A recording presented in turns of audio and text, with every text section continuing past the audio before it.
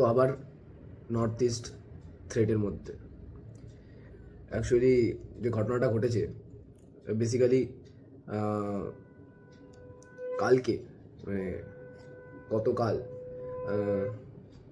গতকালের আগের দিন মেবি বৃহস্পতিবার ছিল। বৃহস্পতিবার মুইভা বলে যে NACN-AI বলে একটা সংগঠন আছে মণিপুরে, যার নেতা মুইভা ও নিজের গ্রামে এসেছিল মণিপুরে 50 বছর পরে। গ্রামটার নাম হচ্ছে, যে ডিস্ট্রিক্টটার নাম হচ্ছে ওখরোল, আর যে পার্টিকুলার গ্রামেও এসেছিল সেই গ্রামটার নাম হচ্ছে সোমডেল। ওটা ওর নিজের ভিলেজ, মানে নিজের গ্রাম। তো বেসিক্যালি ওখানে ওর একটা সভা ছিল, তো পাবলিক গ্যাদারিং হয়েছে, ওখানে ভাড়কাও ভাষণ দিয়েছে। এবার বেসিক্যালি কি হয়, নর্থ ইস্টে এখন ইনসার্জেন্সি শেষ আছে, মানে মণিপুরে এখন ইনসার্জেন্সি শেষ আছে। সিকিউরিটি ফোর্সেস সবার কাছ থেকে অস্ত্র রেডের মাধ্যমে কালেক্ট করছে, মানে যত ওখানে ইনসার্জেন্ট গ্রুপ আছে সবার কাছ থেকে সিকিউরিটি ফোর্সেসরা অস্ত্র কালেক্ট করছে। তো আজকে আমাদের টপিক হচ্ছে, প্রথমেই বলে নিই, আমি রুদ্র, আর আপনারা দেখছেন দ্য MBA গাই। অ্যান্ড আজকে আমাদের টপিক হচ্ছে আবার অসন্তোষের পথে মণিপুর, বা আবার অশান্তির পথে মণিপুর।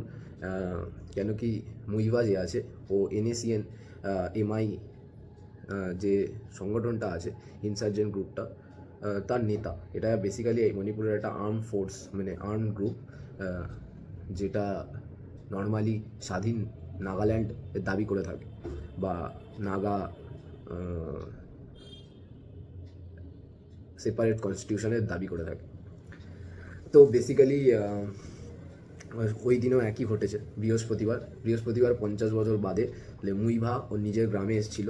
গ্রামটার নাম, এই ডিস্ট্রিক্টটার নাম ওখরোল, মণিপুরে অবস্থিত। আর যে গ্রামটা এসেছিল পার্টিকুলার গ্রামটা ওর নিজের গ্রাম, ওর নিজের জন্মস্থান। গ্রামটার নাম হচ্ছে সোমডেল। এবার এর এই পুরো জিনিসটা বোঝার জন্য দুটো জিনিস বুঝতে হবে। দুটো জিনিস হচ্ছে যে NACN কি, মানে national socialist council of Nagaland, এর ব্যাকগ্রাউন্ড কী আছে, এটা তৈরি কীভাবে হলো এটা বুঝতে হবে। আর তার সাথে এটা বুঝতে হবে যে সিকিউরিটি অ্যান্ড পলিটিক্যাল ইমপ্লিকেশনস কী কী আছে, মানে নাগাল্যান্ডের মধ্যে, মানে রাজনৈতিক এবং প্রশাসনিক ইমপ্লিকেশনস কী কী হয়েছে, ঠিক আছে, সব গভর্নমেন্টের দ্বারা এই এত ইনসার্জেন্সিকে রোধ করার জন্য। এছাড়া পলিটিক্যাল এবং সোশ্যাল স্ট্রাকচারাল ইস্যুস কী কী আছে, বা পলিটিক্যাল এবং সোশ্যাল ডেভেলপমেন্ট কী কী হয়েছে, তার উপরে আমাদেরকে আলোচনা করতে হবে। তো শুরু করা যাক। তো বেসিক্যালি যেটা আমি বলছি, যে এই যে ঘটনাটা, যে মুইভার মণিপুরে আসা, ঠিক আছে, এটা কিন্তু কোনো ছোটো ব্যাপার নয়, কারণ এটা ন্যাশনাল থ্রেট আছে আমাদের জন্য। ন্যাশনাল থ্রেট এই কারণেই, কারণ মণিপুর এতদিন ধরে চলছিল, যেটা বন্ধ হয়েছে। এবার আবার নতুন করে মণিপুরকে, বা পুরো বলতে পারো পুরো নর্থ ইস্টকে জ্বালানোর চেষ্টা চলছে, বা ইনসার্জেন্সি শুরু করার চেষ্টা চলছে। নর্থ ইস্টে কিন্তু ইনসার্জেন্সি এই কারণে শেষ হতে পারে না, কারণ নর্থ ইস্টের যে ইনসার্জেন্ট গ্রুপগুলো আছে তারা নিজেদের মধ্যে প্যারালালি সরকার চালায়, 2-3টে গ্রাম বা 4টে গ্রাম নিয়ে, ঠিক আছে, 4টে ডিস্ট্রিক্ট নিয়ে। তো এরা নিজেদের মধ্যে প্যারালালি গভর্নমেন্ট চালায়, এবং শুধু এই গভর্নমেন্টটা একটা স্টেটের মধ্যে সীমাবদ্ধ থাকে না। যেমন মণিপুরেরই কিছু পার্ট, অরুণাচলের কিছু পার্ট, এবং আসামের কিছু পার্ট, যারা স্বাধীন নাগাল্যান্ডের দাবি করে, ঠিক আছে। তো এর ফলে কী হয়, এর ফলে শুধুমাত্র একটা রাজ্যে ইনসার্জেন্সি দেখা যায় না, প্রত্যেকটা রাজ্যে ইনসার্জেন্সি দেখা যায়, এবং প্রত্যেকটা রাজ্য এফেক্টেড হয়। তো যেরকম আমি বললাম, যে এ থেকে 3টে রাজ্যই, মানে মণিপুর, নাগাল্যান্ড এবং মণিপুর, নাগাল্যান্ড এবং আসাম, এই 3টে রাজ্যই এফেক্টেড হচ্ছে, এবং অরুণাচলের কিছু পার্ট। তো এই যে এর কারণে পুরো নর্থ ইস্টে ইনসার্জেন্সি ক্রিয়েট হয়। এবার মহিবুর বক্তব্য, যে মহিবা যখন এসছিল এবং স্পিচ দিচ্ছিল, তো তার বক্তব্যে এটা স্পষ্ট যে তারা একটা অটোনমাস কনস্টিটিউশন চায়, প্যারালাল অটোনমাস কনস্টিটিউশন, ভারতের মতোই কনস্টিটিউশন, কিন্তু নাগাল্যান্ডের এথনিক কালচার এবং রিলিজিয়নকে মাথায় রেখে সেই কনস্টিটিউশনটা বানাতে হবে, এটা ওর দাবি। এছাড়া ও বলতে চাইছে একটা অটোনমাস কনস্টিটিউশন প্রসেসও থাকবে, যেই প্রসেসটার মধ্যে ওর নিজস্ব মন্ত্রী এবং নেতা নেত্রীদের চিহ্নিত করবে। সরকারের ওখানে কোনো হস্তক্ষেপ থাকবে না, ভারত সরকারের। এবং ইভেন ও নিজের জন্য সেপারেট ল্যান্ডেরও দাবি করছে, যেই সেপারেট ল্যান্ডটা ওই 3টে স্টেট থেকে জায়গা নিয়ে, বা 3টে স্টেট থেকে ডিস্ট্রিক্ট ডিভাইড করে বানাতে চায়, এবং সেখানের জন্য একটা স্বাধীন পতাকাও চাইছে। এবং প্রথম এই সব কিছুর ছাড়াও যে জিনিসটা চাইছে সেটা হচ্ছে যে স্বাধীন নাগাল্যান্ডটা তৈরি হবে, সেটা প্রথম পার্ট হবে মিয়ানমারের, নট ভারতের। ঠিক আছে, তো এটা হচ্ছে ওর প্রথম দাবি। এবার সরকার কখনোই এই ধরনের দাবি মেনে নেয় না বা নেওয়া হয় না, তাহলে তো আজকে মণিপুর বলছে, কালকে নাগাল্যান্ড বলবে, পরের দিন মিজোরাম বলবে। ঠিক আছে, সবার ওখানে যেই ধরনের কুকি ট্রাইব আছে মণিপুরে, তখন তারাও বলবে যে আমাদের সেপারেট ল্যান্ড চাই। যারা মইতেই আছে তারাও বলবে যে আমাদের সেপারেট ল্যান্ড চাই। সবাইকে যদি ভারত সেপারেট ল্যান্ড ডিভাইড করে দিতে থাকে, তাহলে আলটিমেটলি ভারতের ন্যাশনাল সিকিউরিটির কী হবে? আমরা কোথায় যাব? সব লোক যদি AK-47 নিয়ে ঘোরে, তাহলে আমাদের জনজীবন কীভাবে সাধারণভাবে চলতে পারবে? বিপর্যস্ত হবে না? তো এরকম কখনোই হতে পারে না। তো সেই কারণে গভর্নমেন্টের তরফ থেকে বলেছে, গভর্নমেন্ট কখনোই এই সব ব্যাপারে এই যে পয়েন্টগুলো আপনাকে বললাম, যে আলাদা কনস্টিটিউশন, আলাদা হোমল্যান্ড, কখনোই এই দাবিগুলোকে গভর্নমেন্ট মেনে নিচ্ছে না। এবং গভর্নমেন্টের তরফ থেকে কোনো রকম উইলও দেখানো হয়নি যে আমরা করে দেবো বা আমরা কিছু করে দিচ্ছি। এরকম কিছু করা পসিবল নয়। তার কারণ হচ্ছে এইসব করতে গেলে ইনসার্জেন্সি তৈরি হবে।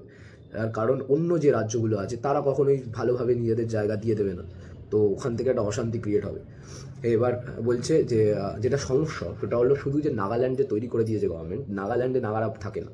এটাই কি প্রবলেম কি গভর্নমেন্টের আছে? তাই প্রবলেম কখনো গভর্নমেন্টের নেই। নাগাদের জন্য একটা হোমল্যান্ড তৈরি করা হয়েছে, সেটা হলো নাগাল্যান্ড। তো আপনি যদি সেখানে গিয়ে না থাকেন, আজকে আমার জন্য যদি যেমন আমি একটা বাঙালি হিন্দু, আমার হোমল্যান্ড হচ্ছে ওয়েস্ট বেঙ্গল। আমার যদি আসামে খুব প্রবলেম হয়, আমার কিন্তু ওয়েস্ট বেঙ্গলে শিফট করে যাওয়া উচিত।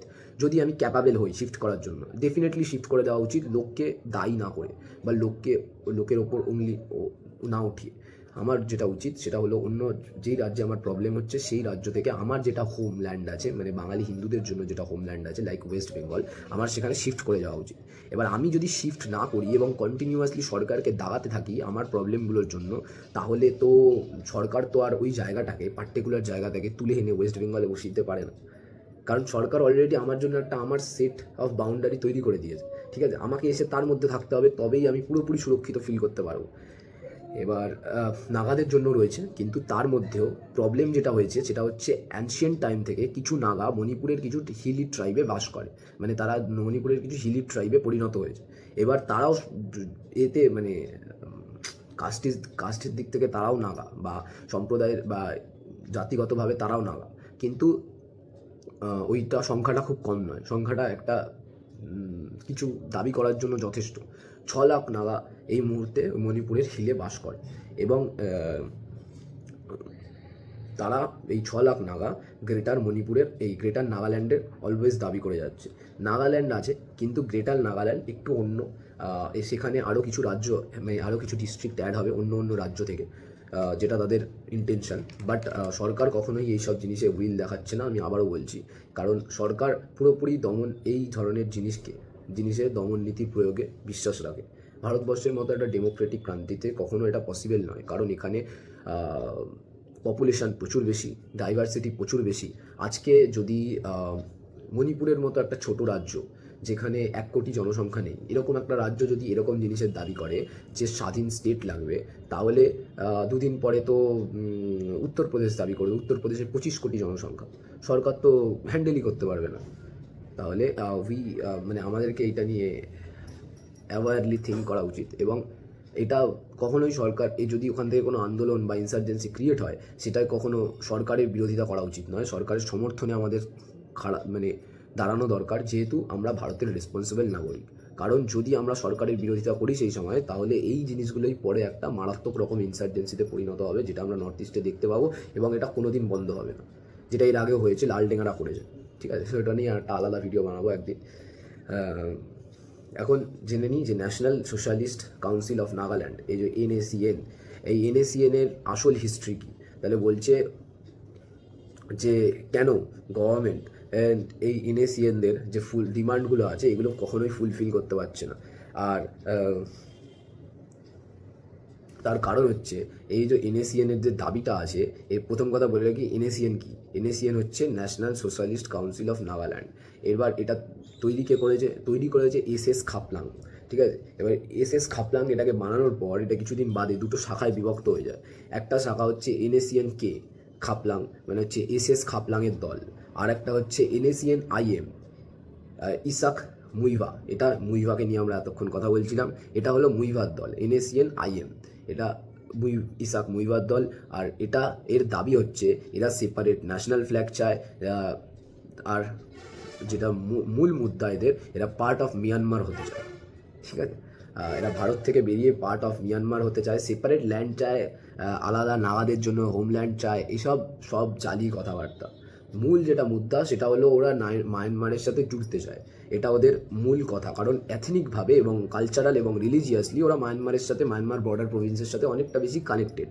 ওখানে খ্রিস্টান কমিউনিটির লোক আছে, ওখানে ওদের এথনিক কালচারের লোক আছে, ওখানে ওদের ল্যাঙ্গুয়েজ কিছুতে কিছু ম্যাচ খায় এবং খাওয়া দাওয়া বেশভূষা এটা কিছু ম্যাচ খায়। ও এবার আসি, এবার বোঝা গেল তাহলে NACN-K কি আর NACN-IM কি। এই দুটো দল মণিপুরে অ্যাক্টিভ আছে বা নর্থ ইস্টে অ্যাক্টিভ আছে নাগাদের, যাদের মধ্যে এখন NACN-IM-কে নিয়ে আমরা কথা বলছিলাম। মুইভার দল, মুইভা কালকে এসেছিল এবং থ্রেট দিয়েছে গভর্নমেন্টের উদ্দেশ্যে। তাহলে সিকিউরিটি অ্যান্ড পলিটিক্যাল ইমপ্লিকেশনসের মধ্যে কী কী আসছে? সিকিউরিটি অ্যান্ড পলিটিক্যাল ইমপ্লিমেন্টেশনের মধ্যে 15ই আগস্ট 2015 সালে গভর্নমেন্টের তরফ থেকে একটা ফ্রেমওয়ার্ক এগ্রিমেন্ট করা হয়েছে। এই ফ্রেমওয়ার্ক এগ্রিমেন্টের মধ্যে কী বলা হচ্ছে? ফ্রেমওয়ার্ক এগ্রিমেন্টের মধ্যে বলা হচ্ছে ট্রান্সফার অফ সোভারেনিটি, মানে হচ্ছে এর দাবি, মানে NACN-IM এর দাবি সরকারি ফ্রেমওয়ার্কে সরকারের কাজ হচ্ছে ট্রান্সফার অফ সোভারেনিটি, মানে যে সোভারেনিটি আছে ভারতবর্ষের সেটাকে ট্রান্সফার করে নাগাল্যান্ডের জন্য ওই ল্যান্ডটা আলাদা ল্যান্ড দিতে হবে এবং এই সোভারেনিটিকে ট্রান্সফার করে ওদেরকে দিতে হবে। তাহলে স্পেশাল কনস্টিটিউশনাল এগ্রিমেন্ট, তাহলে এরা কি বলছে নাগাল্যান্ডের যে শুধু ল্যান্ড দিলে হবে না, স্পেশাল কনস্টিটিউশন এগ্রিমেন্টও চাই, যেটা ওদেরকে দিতে হবে যাতে ওরা স্টেটটাকে অটোনোমাসলি চালাতে পারে কোনো সেন্ট্রালের হস্তক্ষেপ ছাড়া, ঠিক আছে। और मेरिले কালচার রিকগনাইজেশন, তাই কি বলছে কালচারাল রিকগনাইজেশনটা খুব জরুরি। ওরা বলছে যে ওরা ওদের কালচারাল প্র্যাকটিস বা এথনিক প্র্যাকটিসকে কখনো ফেলতে পারবে না, তো এটা ওদের সাথে থাকতে দিতে হবে। তো এটা তো খুব সিম্পল এবং সাধারণ ব্যাপার। সরকার যখনই কোনো একটা পার্টিকুলার কমিউনিটি ডেভেলপমেন্টের জন্য কাজ করে, সরকার এটার উপর খেয়াল রাখে যে তাদের কালচার এবং এথনিক সেন্সকে যেন কোনোভাবে আঘাত না করা হয়। তো দ্যাটস ওকে। কিন্তু ওপরের যে দুটো পয়েন্ট আপনাদের বললাম, ট্রান্সফার অফ সোভারেনিটি এবং স্পেশাল কনস্টিটিউশনাল এগ্রিমেন্ট, এটা কখনই গভর্নমেন্ট মেনে নেবে না। যতই ফ্রেমওয়ার্ক এগ্রিমেন্টের মধ্যে এটা দাবি করে থাকুক, কিন্তু গভর্নমেন্ট মেনে নেবে না। গভর্নমেন্টের উদ্দেশ্য ডেভেলপ করা, বাট কখনোই ইনসার্জেন্সিকে প্রভোক করে নয়, ঠিক আছে, মানে ইনসার্জেন্সি কখনোই প্রমোট করে নয়, ঠিক আছে, সবসময় ইনসার্জেন্সিকে প্রভোক করে। তাহলে এরপরে যে পয়েন্টগুলো আছে সেটা হচ্ছে এইগুলো করার জন্য union government help them as a stakeholder. তাহলে হচ্ছে এই পুরো যে এন্টায়ার ব্যাপারটা, transfer of sovereignty, special constitution agreement and আর হচ্ছে মেনলি কালচার রিকগনাইজেশন, এই জিনিসটাকে ঘটানোর জন্য ওরা কী করলো, একটা আলোচনা মিটিংয়ের আয়োজন করলো। এবার মিটিংটা কাদের মধ্যে হলো? এই মিটিংটায় যারা মাঝখানের যে ব্যক্তিরা ছিল তারা হচ্ছে, তো এই মিটিংটায় বেসিক্যালি হেল্প করেছে ইউনিয়ন গভর্নমেন্ট। যে ইউনিয়ন গভর্নমেন্ট, ওটাকেও নাগাল্যান্ড তো মণিপুর তো একটা ইউনিয়ন টেরিটরি, তো ওখানে যে ইউনিয়ন গভর্নমেন্ট আছে সরকারের তরফ থেকে যে প্যারালালি ওখানে গভর্নমেন্ট চালাচ্ছে, সেই গভর্নমেন্ট হেল্প করেছে ইউনিয়ন গভর্নমেন্ট। এবং NNPG এটা একটা মায়ানমারের ছোট পলিটিক্যাল আর্ম গ্রুপ, ঠিক আছে। কীভাবে বোঝাবো, খুব ইনসার্জেন্সি, মানে ওখানে প্রচণ্ড ইনসার্জেন্সি আছে, ওখানে প্রায় অর্ধেক জনসংখ্যার হাতে অস্ত্র আছে। এবার তারা নিজেদের মধ্যে ছোট ছোট গ্রুপ বানিয়ে রেখেছে, তাদের মধ্যে NNPGS একটা গ্রুপ, ঠিক আছে। এই গ্রুপটা হচ্ছে, গ্রুপটার ফুল ফর্ম হচ্ছে Naga smaller arm political group, ঠিক আছে। এই যে গ্রুপটা, এটা একটা পলিটিক্যাল গ্রুপ, বাট এরা আর্মড, মানে এদের কাছে অস্ত্র আছে। এবার NACN-IM এও ছিল এখানে অ্যাজ আ স্টেক হোল্ডার, কারণ এর সাথে এই সব জিনিসগুলোকে যদি সরকারের মতো করে নির্ধারিত করতে চায়, ট্রান্সফার অফ সোভারেনিটি এবং স্পেশাল কনস্টিটিউশনাল এগ্রিমেন্টকে যদি সরকারের মতো করে পরিচালনা করতে চায়, তাহলে এখানে NACN-IM-কে নেগোশিয়েট করা খুব দরকার আছে, না হলে এরা বারংবার গভর্নমেন্টের ওপর বা সিকিউরিটি ফোর্সেস ওপর অ্যাটাক করবে, ঠিক আছে। তো এই কারণে এদের সাথে নেগোসিয়েশন করা খুব জরুরি ছিল। তো সরকার তার জন্য কি করে, সরকার তার জন্য ওখানে আর্টিকেল 371A লাগু করে মণিপুরে, এবং 13 অ্যামেন্ডমেন্ট অ্যাক্ট এর মাধ্যমে সরকার বলে যে অ্যাক্ট অফ পার্লামেন্ট, মানে পার্লামেন্ট বলছে যে পার্লামেন্টের আইন অনুযায়ী তোমাকে রিলিজিয়ন আর হচ্ছে জমি কেনা বেচা এবং নাগাল্যান্ডের মধ্যে কোনো প্রকার কোনো সিকিউরিটি ডেভেলপমেন্টের জন্য। সিকিউরিটি মানে অস্ত্রশস্ত্র নিয়ে আসা বা কোনো রকম ইনসার্জেন্ট গ্রুপ তৈরি করা, এর জন্য তোমাকে লেজিসলেটিভ অ্যাসেম্বলির কাছ থেকে পারমিশন নিতে হবে, তবেই এটা পসিবল। এটা সরকার লাগু করে 371 দ্বারা, ঠিক আছে। ইভেন এদের যে কতটা চিন্তার বিষয়, এই যে মুইভার যে নিজস্ব যে গ্রুপটা আছে, এই গ্রুপের মধ্যে এরা এই 6টা, এই অরুণাচল প্রদেশের 3টে ডিস্ট্রিক্ট, মণিপুরের 3টে ডিস্ট্রিক্ট এবং আসামের 3টে ডিস্ট্রিক্টের মধ্যে তারা নিজেদের ডিফেন্স মিনিস্ট্রি বানিয়ে রেখেছে। এবং তারা ভারতবর্ষের ডিফেন্স মিনিস্ট্রিকে মানে না, তাদের আলাদা আইনমন্ত্রী আছে, তাদের আলাদা রক্ষামন্ত্রী আছে, সব আলাদা আলাদা আছে, এবং তারা তাদের নিজস্ব প্যারালেল গভর্নমেন্ট এখন মণিপুরে চালাচ্ছে। এবার এরা টোটাল হোল নর্থ ইস্টকে নিয়ে চালাতে চায়, যেটা স্বপ্ন মেবি কখনোই পুরো হবে না, কিন্তু খুব মানে গভর্নমেন্টের খুব অ্যাওয়্যার থাকা উচিত। তার কারণ কাশ্মীরের থেকে ডেঞ্জারাস জায়গা যদি কিছু থেকে থাকে ভারতবর্ষের মধ্যে, একটা কাশ্মীরের খুব খারাপ দিন বা 1 মাস কাশ্মীরের খুব খারাপ মাস মণিপুরের একদিন। তো প্লিজ অ্যাওয়্যার থাকো, কারণ কাশ্মীরের থেকে অনেক বেশি ইনসার্জেন্সি মণিপুরে রয়েছে। এবার এটা তো গেল, এবার যেটা বলার হয়েছে ফ্ল্যাগ এবং কনস্টিটিউশন, সোশ্যাল এবং পলিটিক্যাল ইস্যুস। সোশ্যাল এবং পলিটিক্যাল ইস্যুসের মধ্যে এদের মূল দাবি হচ্ছে ইউনিক হিস্ট্রি অ্যান্ড সোভারেনিটি আছে, যেটা ওদেরকে আলাদা করে প্রোভাইড করতে হবে। আর হচ্ছে কনস্টিটিউশনাল পাওয়ারের মধ্যে গ্রেট নাগাল্যান্ড বা অটোনমাস কনস্টিটিউশনের দাবি যেটা ওরা করেছে, সেই গ্রেট নাগাল্যান্ডের মধ্যে ওরা কী বলছে, মণিপুরের মধ্যে 3টে ডিস্ট্রিক্ট, ওখরোল, টুংল্যাং আর হচ্ছে সেনাপতি, এই 3টে ডিস্ট্রিক্ট এরা বা 3টে গ্রাম আপনারা বলতে পারেন, এটা ওরা ক্যাপচার করবে as a part of Nagaland, greater Nagaland. আচ্ছা, অরুণাচল প্রদেশের তিরাপ, চেংলাং আর হচ্ছে লংডিং, ঠিক আছে, এই 3টে জায়গা ওরা ক্যাপচার করতে চায়, যেখানে নাগারা সংখ্যায় বেশি আছে। এবং আসামের 3টে ডিস্ট্রিক্ট, ডিমা হাসাও আর হচ্ছে শিবসাগর বেল্টস, ঠিক আছে, এই ডিস্ট্রিক্টগুলো ইনভলভ আছে গ্রেটার নাগাল্যান্ডের মুইভা পরিকল্পনার মধ্যে। তো মুইভা চায় এই ডিস্ট্রিক্টগুলোকে নিয়ে, এই 9খানা ডিস্ট্রিক্টকে নিয়ে একটা গ্রেটার নাগাল্যান্ড তৈরি করতে, যেখানে একটা ও প্যারালাল কনস্টিটিউশন চালাবে, ওর নিজস্ব মিনিস্ট্রি বডি থাকবে এবং ওর নিজস্ব এথেনিক এবং কালচারাল হিস্ট্রি ওপর ডিপেন্ড করে ল অ্যান্ড অর্ডার ক্রিয়েট হবে। এবার হচ্ছে যেমন বললাম, এই পয়েন্টে বলছে, লাস্ট পয়েন্টে, give the extra autonomy for religion and cultural instinct. তাহলে কি বলছে, এই যে জিনিসগুলো যদি ঘটে নর্থ ইস্টে, তাহলে এর ফলে কি ঘটতে পারে অ্যাজ আ এফেক্টস অনুযায়ী বলছে ইনসার্জেন্সি নর্থ ইস্টে ফুল হয়ে যাবে। মানে এখন যে জিনিসটা আপনি মণিপুরে দেখছেন বা আসামের কিছু প্রান্তে দেখছেন, উলফা প্রবলেম করছে, এটা পুরো নর্থ ইস্টে ভর্তি হয়ে যাবে। এন্টার নর্থ ইস্ট জুড়ে লালডেঙ্গার সময় যেরকম ছিল, পুরো এক্স্যাক্টলি সেরকম ওয়েতে এটা ছড়াতে থাকবে।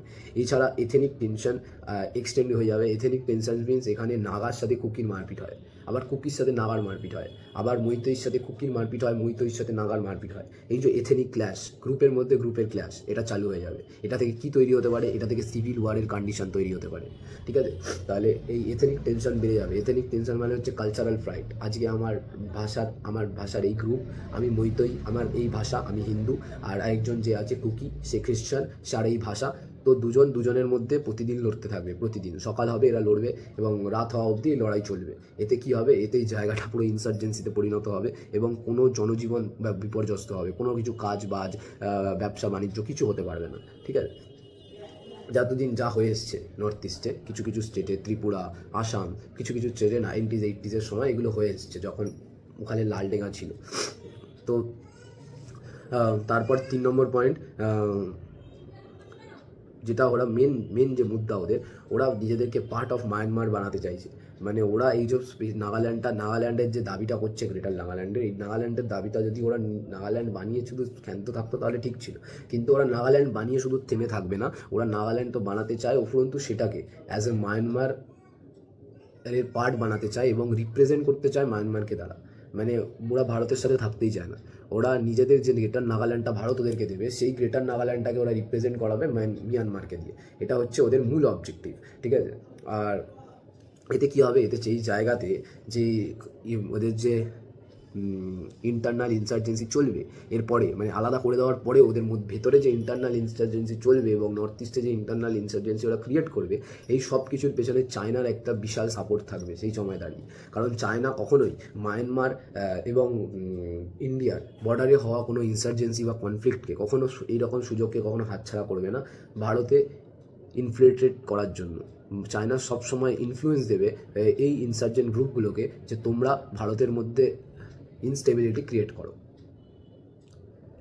তো আজকের ভিডিও অনেক লং হয়ে গেল, এতটাই থাক। যদি ভিডিওটা ভালো লাগে লাইক করো, শেয়ার করো এবং সাবস্ক্রাইব করো। আর দ্য MBA গাই চ্যানেলকে অবশ্যই সাবস্ক্রাইব করো। আর দেখা হচ্ছে পরের দিন পরবর্তী ভিডিও।